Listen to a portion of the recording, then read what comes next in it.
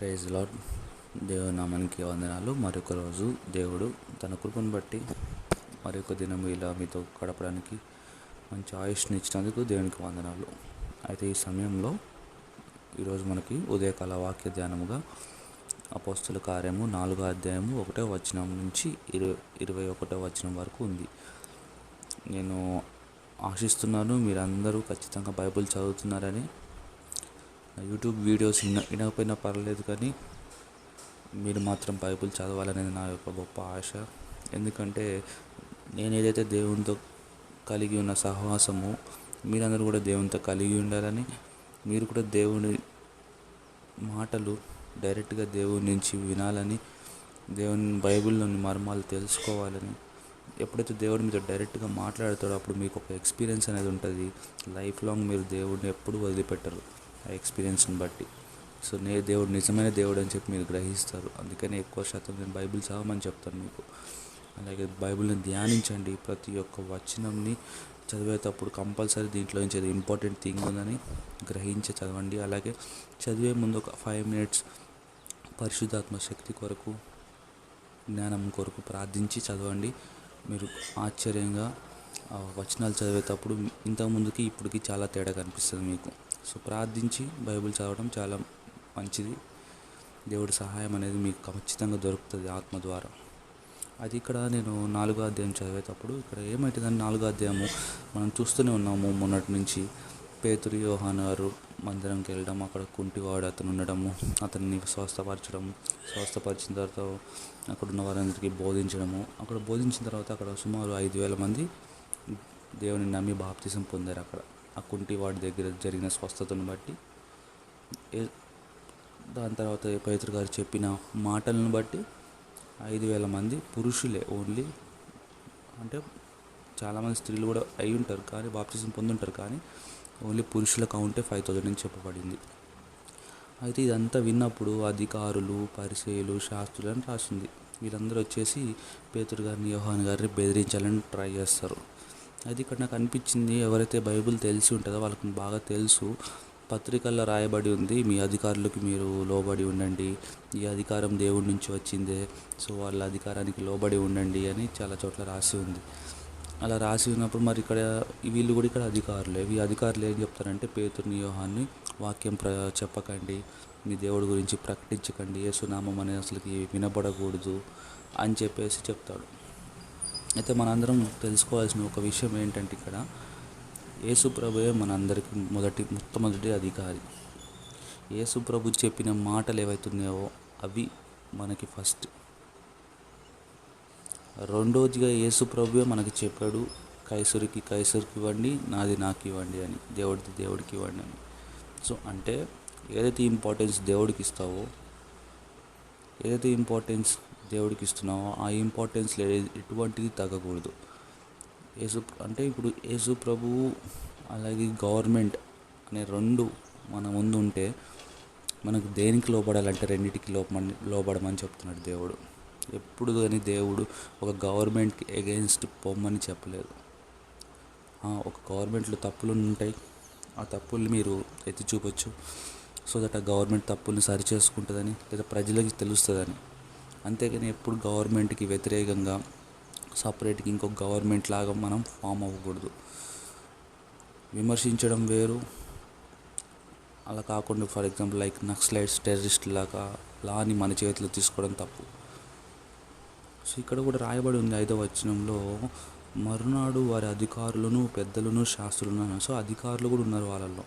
అంటే అధికారులు వీళ్ళందరూ కలిసి పేతురుని, యోహాన్ని ఫోర్స్ చేసినప్పుడు వారు వినలేదు. ఆ అధికారుల మాట వినలేదు. ఎందుకు వినలేదంటే అధికారులు ఎవరైతే చెప్పారో అధికారుల మాటల్లో కరెక్ట్నెస్ లేదు, రైట్ లేదు. కరెక్ట్ ఉంటే ఫాలో అవ్వాలి. ఆ అధికారుల మాటలు నిజాయితీ లేనప్పుడు ఎందుకు ఫాలో అవ్వాలి? మనం కూడా మన లైఫ్లో కూడా మన దేశంలో ఉన్నప్పుడు, మనం పుట్టిన దగ్గర నుంచి ఇప్పటి వరకు మనం ఎంతో దేశభక్తి కలిగి ఉంటున్నాం. మన సహోదరులు, మన తోటి భారతీయులు అంటే మనకి ఎంతో ప్రేమ. వారి గురించి మనం అనుదినం ప్రార్థన చేస్తాం. ఈ హిందువు ప్రార్థన చేయడం, ముస్లిము ప్రార్థన చేయడం దేశం గురించి, దేశ అధికారుల గురించి, లేకపోతే మనుషుల గురించి, మన దేశపు మనుషుల గురించి. కానీ ఒక క్రైస్తవుడే ప్రతిరోజు ప్రార్థన చేస్తాడు. భారతదేశానికి కరోనా రాగానే ఎంతమంది ఎన్ని రోజులు ఉపవాసాలు ఉండి ప్రార్థన చేస్తున్నారు తెలుసా? సో అంటే దేశం కొరకు మనం ఎంతో భక్తి కలిగిన వారమై ఉన్నాం. అట్ ద సేమ్ టైం మనకేమైనా లాస్ పాస్ చేసినప్పుడు మనం అధైర్యపడకూడదు. పేతురుని, యోహాను గారిని కూడా లాస్ పాస్ చేశారు మీరు చెప్పకూడదని, కానీ వాళ్ళు ధైర్యంగా ఉన్నారు, అధైర్యపడలేదు, దేవుడి కొరకు ముందుకు వెళ్ళారు.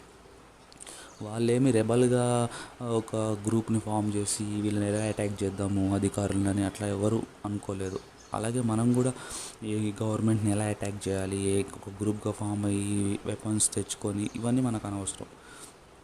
మనం దేవుడు పని చేస్తున్నప్పుడు ఒకవేళ అధికారులు కానీ, ఈ యొక్క లోక అధికారులు కానీ మనకి ఏమన్నా ఆజ్ఞలు ఇచ్చినప్పుడు, ఏమన్నా లాస్ పాస్ చేసినప్పుడు మీరు ఇది చేయకూడదు, అది చేయకూడదు అని దేవుడు కోసం మనం ఏమైతే చేస్తున్నాం వాటి కొరకు చేయకూడదని లాస్ పాస్ చేసినప్పుడు మనం ఆ లాస్ని మనం ఎదిరించి దేవుని వాక్యం చెప్పడం తప్పు కాదు. కానీ ఆ లాస్ తీసుకొచ్చారు కదా అని చెప్పేసి మనమంటూ ఒక గ్రూప్ ఫామ్ అయ్యి మనమంటూ ఒక టెర్రరిస్ట్ గ్రూప్ లాగా అలా ముందుకు వెళ్ళకూడదు. ఇక్కడ నేను డౌట్ వచ్చింది ఏంటంటే, అధికారులకు లోబడి ఉండమన్నాడు దేవుడు, మరి ఇక్కడేంటి పీతరు, యోహాన్ గారు అధికారికి లోబడతలేదు అనుకున్నప్పుడు నాకు అర్థమైంది ఏంటంటే, దేవుడి ద్వారా అధికారులకు లోబడి ఉండండి. కానీ అంటే అర్థమైందంటే అక్కడ అధికారులకు లోబడి ఉండండి, మీ లాస్కి లోబడి ఉండండి, మీరు గ్రూప్స్ ఫామ్ చేయకండి, లాని మీ హ్యాండ్లోకి తీసుకోకండి.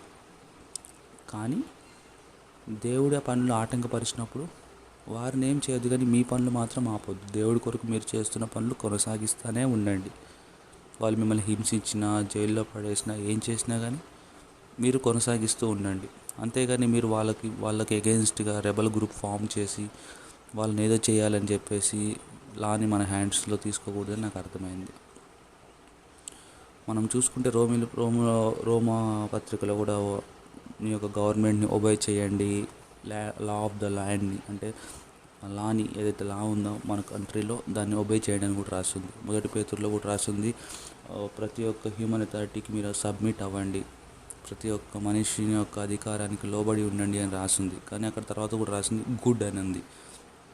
ఎవరైతే గుడ్ చేస్తాడో, బ్యాడ్ చేసేవాడిని శిక్షిస్తాడు కాబట్టి వాళ్ళుగా లోబడి ఉండాలి. అంతేగాని గుడ్ చేసే వాళ్ళని కూడా శిక్షిస్తున్నాడు అనుకో, అలాంటి అధికారికి లోబడి ఉండాల్సిన అవసరం లేదు.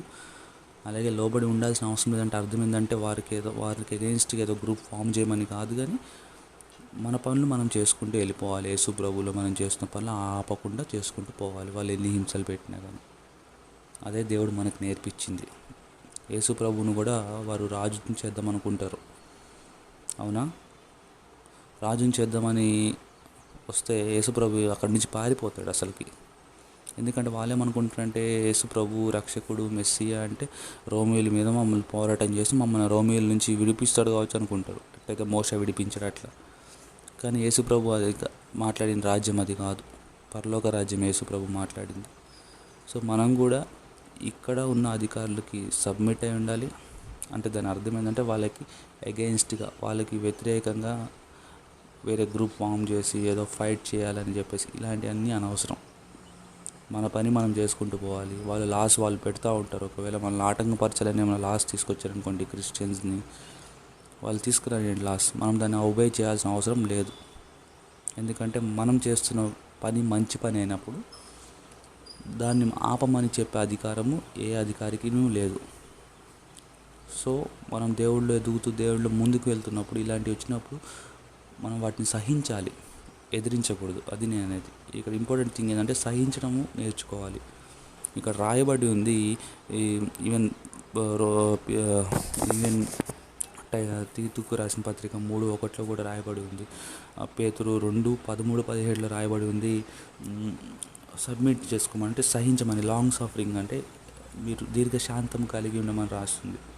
సో మరి ఈ యొక్క మనం నేర్చుకున్నాం ఈరోజు చాలా క్లియర్గా. చాలామంది ఏమనుకుంటారంటే అధికారులని సబ్మిట్ అయి ఉండమని అన్నారు. సో సబ్మిట్ అయి ఉండమన్నారంటే ఇంకా ఒకవేళ వాళ్ళు దేవుని వాక్యం చదవకండి అని చెప్తే చదవకుండా ఉండాలని అట్లా కాదు. సబ్మిట్ అంటే అర్థమైందంటే వాళ్ళు నిన్ను ఆటంకపరిచినప్పుడు దేవుని విషయాలలో ఇంపార్టెంట్గా, వేరే విషయాల్లో అయితే కంపల్సరీ వాళ్ళకి సబ్మిట్ అవ్వాలి. అలా కాకుండా దేవుని విషయాలలో నిన్ను ఆటంకపరిచినప్పుడు నువ్వు వారిని ఎదిరించకుండా నీ పని నువ్వు చేసుకుంటూ వెళ్ళిపో. నాకు ఇలా చేశారు కాబట్టి నేను ఏమైనా చేస్తానని చెప్పేసి అలా ఎదిరించకుండా సహించడం అనేది నేర్చుకొని నీ పనులు ఆపకుండా దేవుళ్ళు చేస్తున్న పనులు కొనసాగిస్తూ ఉండు, సహిస్తూ ఉండు. దేవుని కొరకు కష్టాలు నష్టాలు ఎదిరించు, అంటే కష్టాలు నష్టాలను చవిచూడు అని అర్థం ఇక్కడ. సో మీరు నేర్చుకున్నారని ఈరోజు.